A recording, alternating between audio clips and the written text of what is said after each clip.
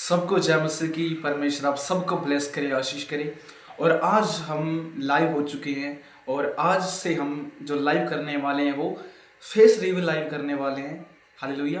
पहले हम करते थे सिर्फ बुक से, हालेलुया, लेकिन आज से हम जो लाइव करने वाले हैं कंटिन्यूसली वो सिर्फ फेस रिवील। मैं आपको वीडियोस के जरिए मैं आपको सिखाता रहूँगा। हालेलुया। तो आप वीडियोस के जरिए और भी सीखते जाइए। हालेलुया। तो आज की जो वीडियो होने वाली है, इस वीडियो के जरिए आप बहुत कुछ सीखोगे, बहुत कुछ जानोगे। तो इसके लिए आपको इस लाइव के अंदर बने रहना है, इस वीडियो के अंदर बने रहना है और परमेश्वर आपको और भी ब्लेस करेगा। हालेलुया।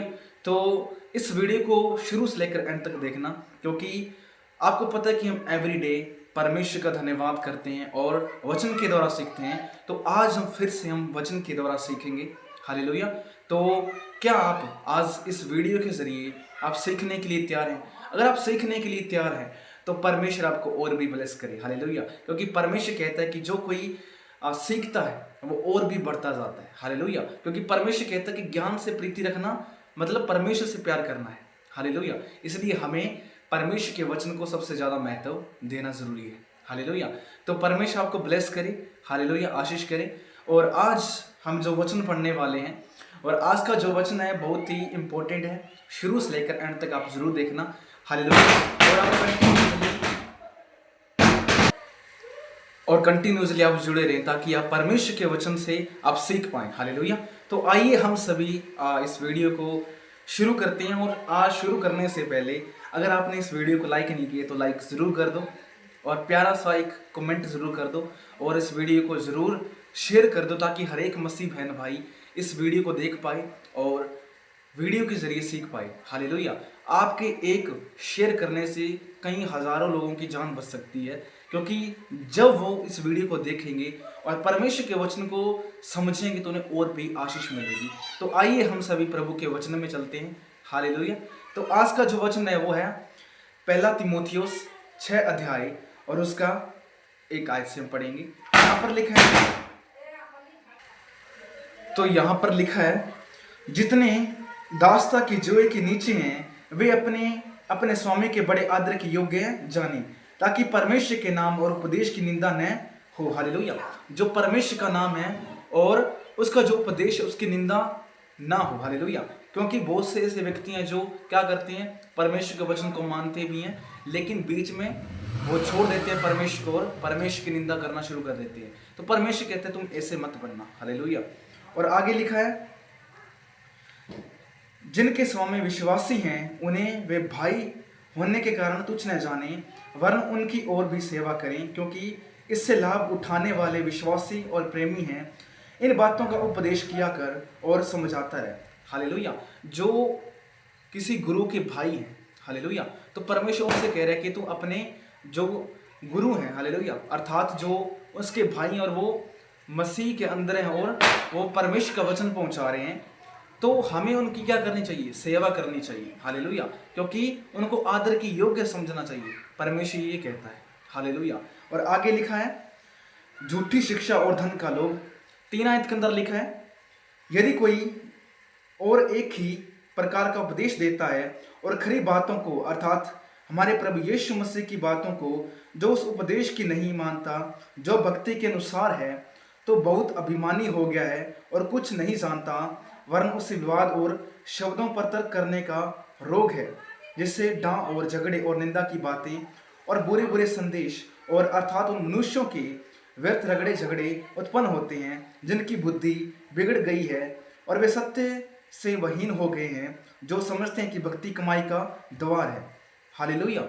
बहुत से ऐसे लोग हैं जो भक्ति को क्या समझते हैं कि ये कमाई का साधन है। हालेलुया। आज के इस टाइम के अंदर भी ऐसे लोग हैं जो भक्ति को इस तरह से देखते हैं कि यही एक जरिया है जिससे हम पैसा कमा सकते हैं। लेकिन परमेश्वर कहता है कि तुम इसको पैसे से मत खरीदो। हालेलुया। परमेश्वर का जो वचन है वो पैसों से नहीं चलता। परमेश्वर का जो वचन है वो सिद्ध वचन है। हालेलुया। इसलिए हमें ऐसी चीज़ों से बाहर रहने की जरूरत है, इन चीज़ों से हमें निकलने की आवश्यकता है। हालेलुया। क्योंकि परमेश्वर कहता है कि तुम मेरे रास्ते पर चलो। हालेलुया। किसी मनुष्य के रास्ते पर मत चलो। जो इंसान संसार की सुनता है वो कदापि परमेश्वर के राज्य के अंदर नहीं बढ़ सकता, लेकिन जो इंसान परमेश्वर की सुनता है, हालेलुया, वही बढ़ता जाता है। मनुष्य की मत सुनो बल्कि परमेश्वर की आवाज को सुनो। हालेलुया। और यहाँ पर लिखा है कि ऐसे भी लोग हैं जो क्या हो चुके हैं, भक्ति से परे हो चुके हैं और परमेश्वर के वचन को वो तुच्छ जानती है। परमेश्वर कहता है कि तुम परमेश्वर के वचन को कभी तुच्छ मत जानना। हालेलुया, क्योंकि परमेश्वर का जो वचन है वो सिद्ध है, वो सामर्थी है। हालेलुया। और आगे लिखा है,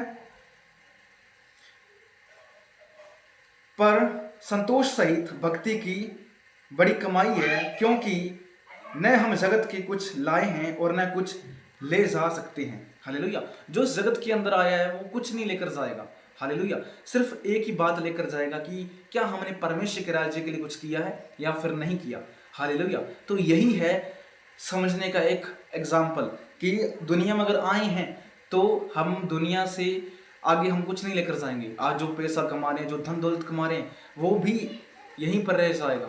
हालेलुया। लेकिन जाएगा तो वो यीशु नाम आपके साथ जाएगा जिसकी आप भक्ति करते हो। हालेलुया। और आगे लिखा है, यदि हमारे खाने और पहनने को है तो इन्हीं पर संतोष करना चाहिए। अगर आपके पास खाने के लिए, पहनने के लिए अगर ऐसी सुविधाएं हैं तो हमें ज़्यादा अभिमानी और ज़्यादा हमें लालची नहीं बनने की जरूरत है। हमारी आशाएं जो हैं, हालेलुया, वो परमेश्वर पर होनी चाहिए। और बहुत से लोग हैं जो अपनी इच्छाओं को क्या करते हैं, और भी बढ़ाते जाते हैं। हमें ये चाहिए, हमें वो चाहिए। नहीं, अपनी इच्छाओं को कंट्रोल करना जरूरी है। हालेलुया। क्योंकि जो इंसान अपनी इच्छाओं को कंट्रोल कर सकता है वो सब कुछ अपनी जिंदगी के अंदर हासिल कर सकता है। इसलिए परमेश्वर कहता है कि तुम अपनी इच्छाओं को कंट्रोल में रखो। हालेलुया। ये बहुत ही ज्यादा जरूरी है। और आगे लिखा है, पर जो धनी होना चाहते हैं वे ऐसी परीक्षा और फंदे और बहुत सी व्यर्थ और हानिकारक लालसाओं में फंसते हैं जो मनुष्य को बिगाड़ देती हैं और विनाश के समुद्र में डुबा देती हैं, क्योंकि रुपये का लोभ सब प्रकार की बुराइयों की जड़ है। हालेलुया। जो पैसे का जो लोभ है, जो धन का लोभ है, वो इंसान को फंसा कर रख देता है। हालेलुया। इसलिए परमेश्वर कहता है कि तुम इस जाल में मत फंसना। हालेलुया।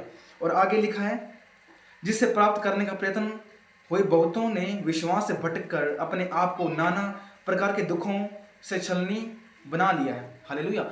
जिसके कारण बहुत से लोगों ने क्या किया, परमेश्वर को छोड़ दिया और धन के पीछे हो गए, और उनकी जो दशा है वो दुख से भरी हुई है। हालेलुया। आज भी ऐसे लोग हैं जो मसीह को छोड़ दिया है, लेकिन उनकी जिंदगी, जो उनका जीवन है, वो आज दुखों से, बीमारियों से, अंधकार शक्तियों से भर चुका है। क्या फायदा परमेश्वर को छोड़कर? धन के पीछे हमें जाने की जरूरत नहीं है। हालेलुया। अगर परमेश्वर आपके साथ है तो धन भी आपके पास आ जाएगा। इसलिए हमारा जो विश्वास होना चाहिए वो परमेश्वर पर होना चाहिए, ना कि धन पर। आगे लिखा है, तीमुथियुस को व्यक्तिगत निर्देश, पर हे परमेश्वर के जन, तो इन बातों से भाग और धर्म, भक्ति, विश्वास, प्रेम, धीरज और नम्रता का पीछा कर।